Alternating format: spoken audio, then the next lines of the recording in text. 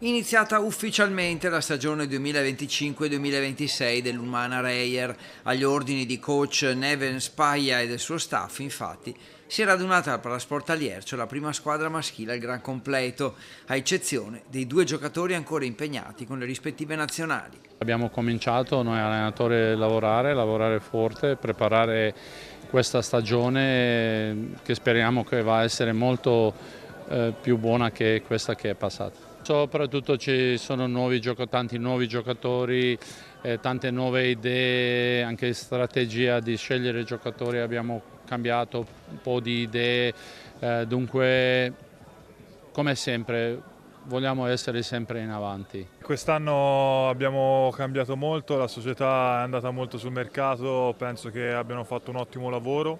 Fra poco inizieremo con tantissima energia, con ottimi propositi per cercare di migliorarci, di fare meglio dell'anno scorso e di cercare di essere più consistenti in tanti momenti del campionato. Ecco, dovremo migliorarci sia dal punto di vista europeo che italiano. La giornata è iniziata con le foto ufficiali, quindi presidente e coach hanno presentato gli obiettivi del club per la prossima stagione. Affrontiamo questa stagione con lo stesso entusiasmo del 2006, quindi con la voglia di far bene, con la voglia di regalare soddisfazione a tutti, cercando di interpretare al meglio la stagione sia con la squadra maschile che con la squadra femminile. Abbiamo cambiato una filosofia con gli stranieri, abbiamo aggiunto giocatori italiani, abbiamo cercato di mettere una squadra che sia importante, che possa regalare soddisfazione a tutti. Primo obiettivo dopo di tutto che cosa è successo l'anno scorso, essere sani, allenare può essere in un modo diverso, come ha detto di prima, scegliere i giocatori è un modo diverso